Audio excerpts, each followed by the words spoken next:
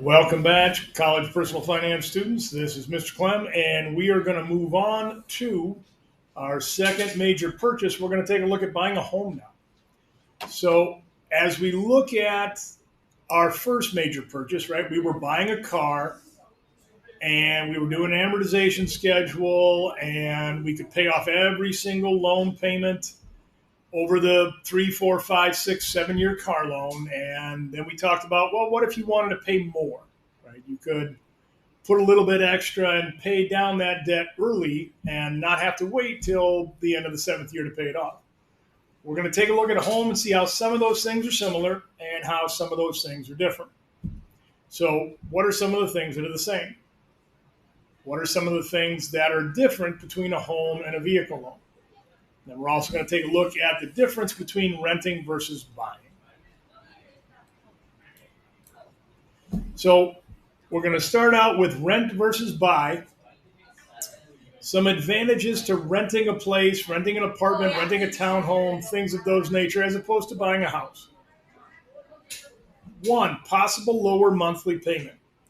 When you own a $2, $3, $4, $500,000 house, your rent is probably going to be a lower payment on a 1,200 square foot apartment complex.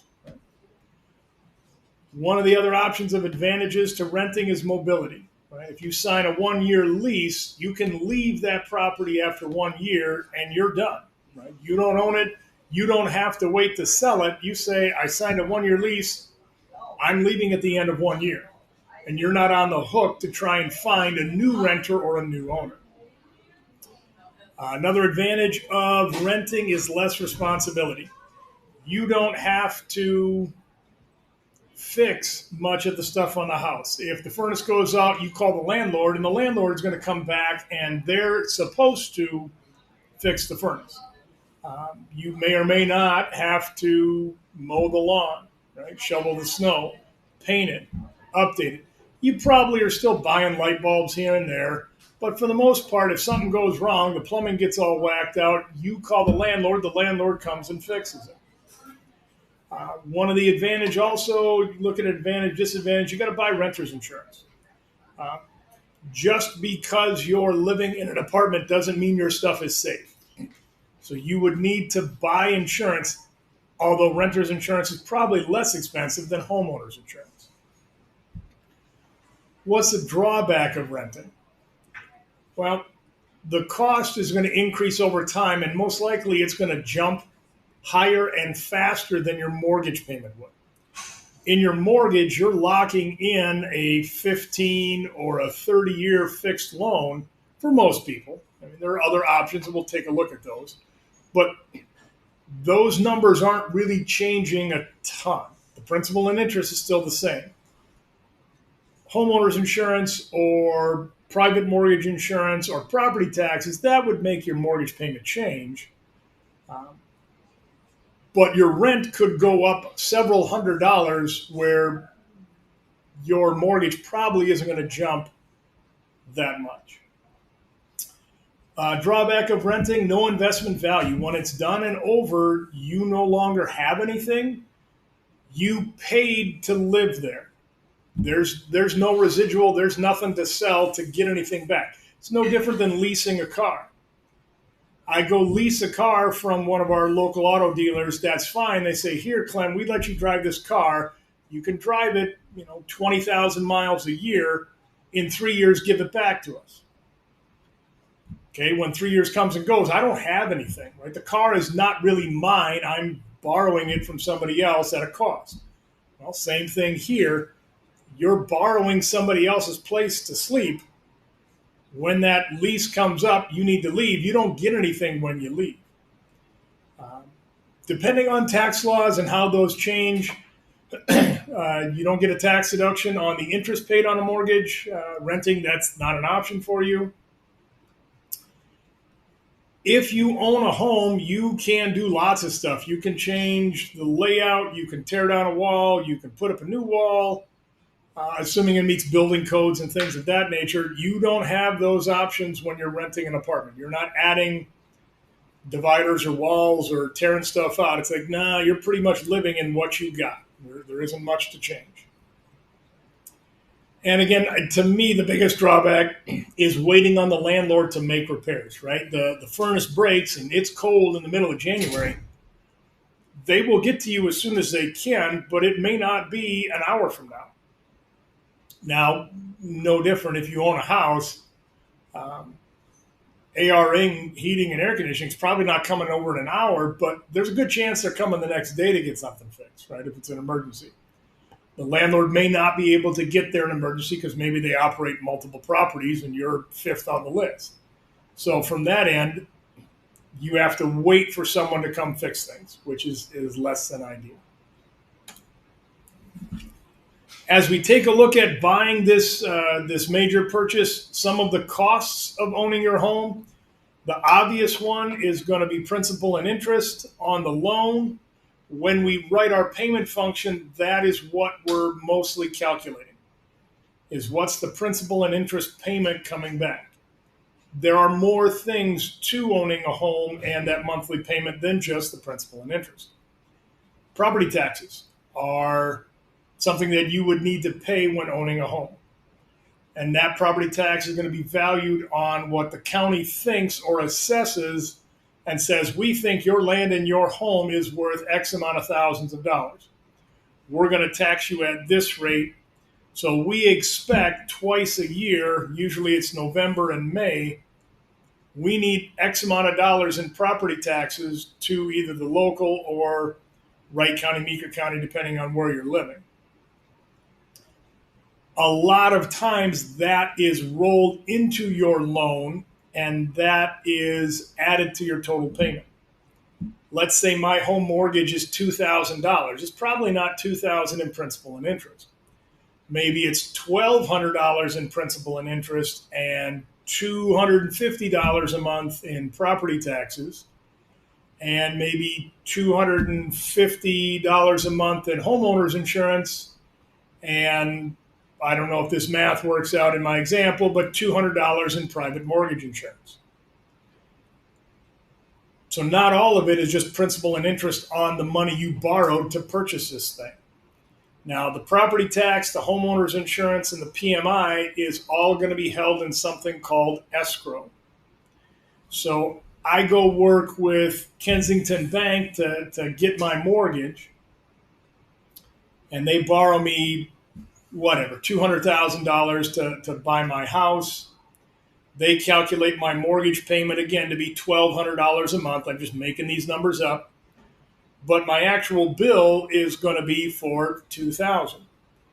I write my $2,000 check. I send it off to the bank. The bank then takes $250 and puts it in a pile. They call it escrow, but they put it in a pile for property taxes.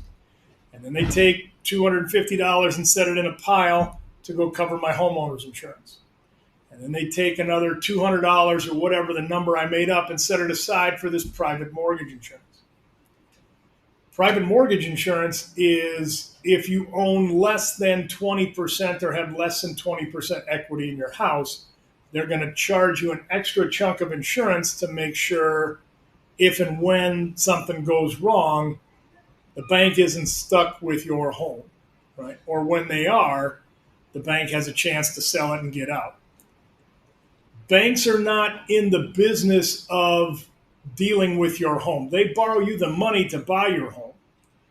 If and when you struggle and don't pay your bills and you get evicted from your house, the bank now has to acquire that property. They then have to probably clean it, fix it up, put it on the market, and sell it. And then they're probably not going to get everything back that you still currently owe them. So there's a little bit of, the bank needs a little bit of protection, if you will, to cover the off chance you become a deadbeat and don't pay the bills. These top three here are what are going to roll into your mortgage payment or most mortgage payments. At some point in time, private mortgage insurance will drop off once you have at least 80 or 20% equity in your home. As we talk about equity, equity is the difference between the value of something and how much is still owed on it. So if my home is worth $200,000, 20% of 200,000 is 40. When I'm at a remaining debt of $160,000 on that $200,000 loan, private mortgage insurance will eventually drop off because I have 20% equity in that piece of property. They will continue to charge that until I get to 20% equity. Other things that are going to pop up as far as more monthly costs. You may have repairs and maintenance that you wouldn't have had on renting a place. If you're living in some kind of a development, you may have association dues where they mow the lawn for you, they plow the snow for you, or you're doing it yourself. And when you get to actually purchasing the home, there's realtor fees and there's closing costs that could add up and get rolled into the principal, interest, and your mortgage payment. So some things to consider as you look at buying a home, which again, similar but different to buying a car. When you bought a car, maybe you had a trade-in, right? Maybe you had some money set aside for a down payment. Maybe you were able to negotiate the cost of the car. Homes are similar but different, right? Do you have an existing home? Are you selling that existing home and taking the profit or the equity from the first home and rolling that into the second home? When Mrs. Clem and I did just that, we sold our first home. We made a decent amount of money on it. Let's just call it $50,000 for an example. We then took that 50 and we rolled that in and used that as a down payment on our next home. Second idea here, when we're taking a look at buying a home, what is the appraised value? What is it worth? How much do you still owe? And what's your equity? Right? That equity can then be cashed out and you just take it and say, hey, I made money on the deal. Bought it for 100, sold it for 150. I made 50 grand on that deal. Well, pocket it and go spend it however you want, or take that 50 and roll it in as a down payment on home number 2, with a goal of trying to get as much equity as possible. So again, we talked about this a couple times. The textbook definition of equity is when you start your home loan, you're going to have a down payment. They're not going to borrow you 100% of the value. If my home is worth $200,000 and I'm going to buy it, they're not going to borrow me $200,000 to buy it. I need to come with something to the table. Now, whether you're a first-time homeowner, whether you are a veteran, that, different programs will have different minimums, different down payments. But almost everybody is going to need to bring some amount of money as a down payment to buy the home. So you're automatically going to have some equity in the home because you have a down payment. As you're living your life and you're paying your bills, right, in theory, the value of the home is going up. In theory, the value of the debt or the amount of money you still owe is going down. That gap, as those things keep going, again, is what we call equity. At any one point in time, you can sell your house, right? In my made-up example here, I'm buying a $200,000 home. I live in it for 20 years. My $200,000 home has grown to $300,000. My whatever, let's just say 200, even though that's not real, my $200,000 loan starts going down as I pay the principal off. So 20 years down the road, that $200,000 loan is now $125,000. My $200,000 home has grown to $300,000. I sell it and move somewhere else. Well, I get the difference between the value of the home and how much I still owe in a mortgage. That $175,000 would be my equity. So as we look at the simple part of the math, we got major purchase of our home, sticker price, what it's going to cost to buy it or build it, depending on that. How much do you have for a down payment? And the difference is what you're financing. So I'm buying a $200,000 home and I come with a $10,000 down payment. Well, I'm borrowing $190,000 to make that happen. Let's go ahead and create an amortization schedule to see what that looks like.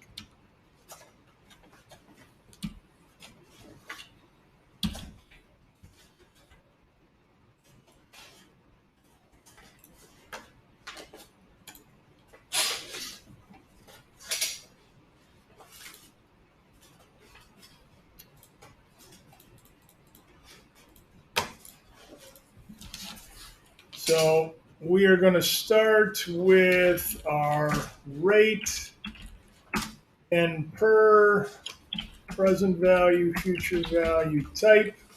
Again, we're running payment function to do our math. Let's say we have a 5% annual interest rate on our home. And when we look at N per, we're looking at one of two things. We're either going to have a 15-year loan or we're going to have a 30-year loan.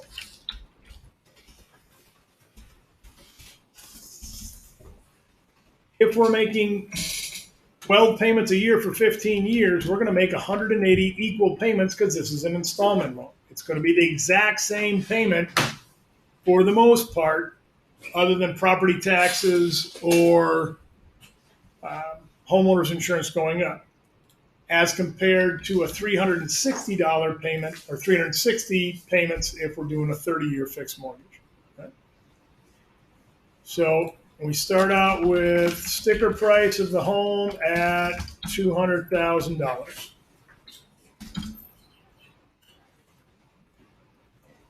We're going to go ahead and have a down payment, whether that down payment is money saved out of my savings account, whether that is profit I made from selling my first home, the whatever, doesn't matter. My amount financed is going to be the difference between those two, which in this example is going to be $190,000. Let's go ahead and calculate our monthly payment. PMT, 5% annual payment, divide by 12. Why divide by 12? Because I'm making monthly payments. I'm going to make 180 equal monthly payments. I'm going to borrow $190,000 to make that happen. Future value is 0 and type is 0. So if I'm going to borrow $190,000 at a cost of 5% interest annually, I'm going to make 180 payments of $1,502. I go ahead and calculate the 30-year one. Now that's obviously going to be a lower monthly payment because I'm doubling the amount of time that I'm going to pay this thing back. Still divided by 12 because I'm making monthly payments. 360 monthly payments total. Borrowed 190,000, future value 0, type 0. Either way, I'm coming up with just over $1,000 or $1,500 to borrow this $190,000 to buy my house. As I look at my amortization schedule, I've got my payment number, just like I did with my car. I've got my beginning balance. I've got interest only. I've got my payments, and I've got my ending balance. I like to label the heck out of things, so I'm going to go ahead and do my first one as a 30-year fixed mortgage. 30-year fixed, 360 payments. Learn how to spell. Payment number 1, 2, Phil, handle that down to 360. It's the same general process as a car. It's just a lot more numbers in your spreadsheet.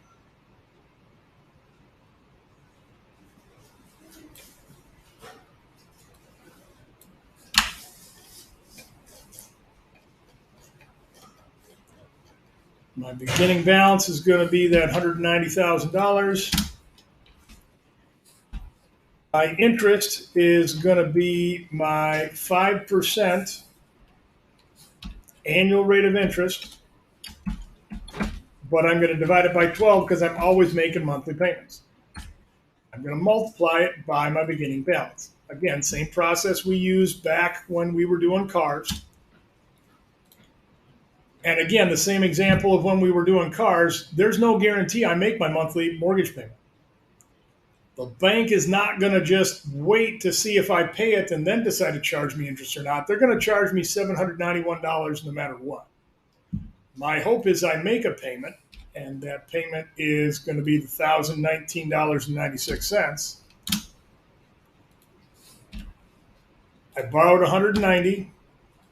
They charged me $700 to borrow that $190 for a month. I'm going to add my negative payment number, and logic is my principal balance went down. It didn't go down by much. Right? Difference between 1,000 and about 800. I only chunked off about $200 out of my mortgage. Hence why it's going to take me 30 years to pay this thing off.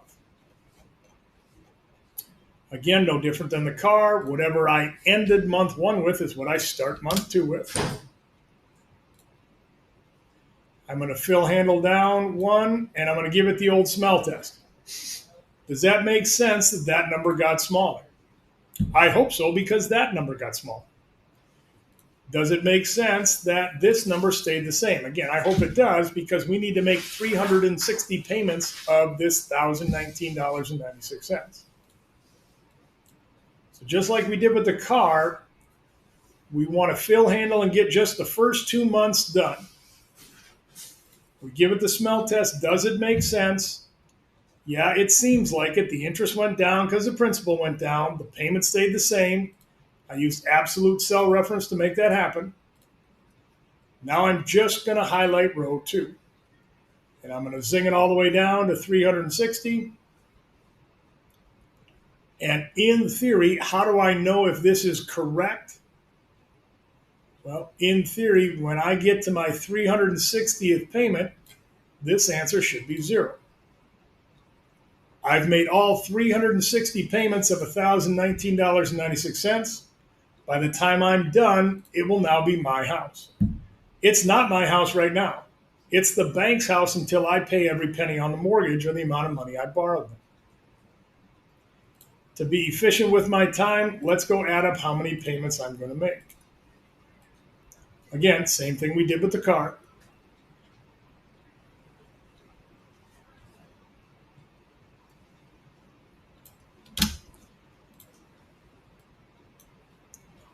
I borrowed $190,000. It cost me $367,000 in total payments to make that thing happen. My cost of borrowing is an annual cost of 5%, because that was the made-up mortgage percent that we had at the beginning. But in real numbers, that was $177,000 of interest, and this is just adding up the interest column. $177,000 of interest to borrow the bank's $190,000. Now, we can be efficient with our time. I'm all about being efficient with my time. Just like we did with the car loan, why work harder than you have to? Copy my 30-year, and I chose to do the 30-year first because it's got more numbers. Now I change this one to the 15-year fixed. That's the 180 payments.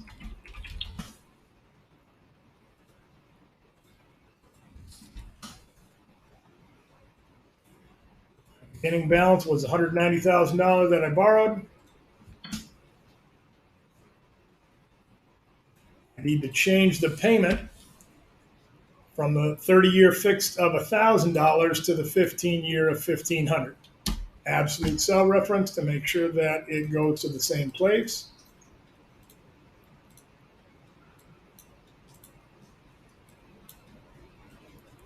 Again, I got 2 months worth of it done. Now I'm going to fill handle it, but I'm only going to fill handle it down to 180. Right? That's what 15 years is worth, 180 payments. And 180 payments, I go to 0, and now all of this can be deleted because I don't need it.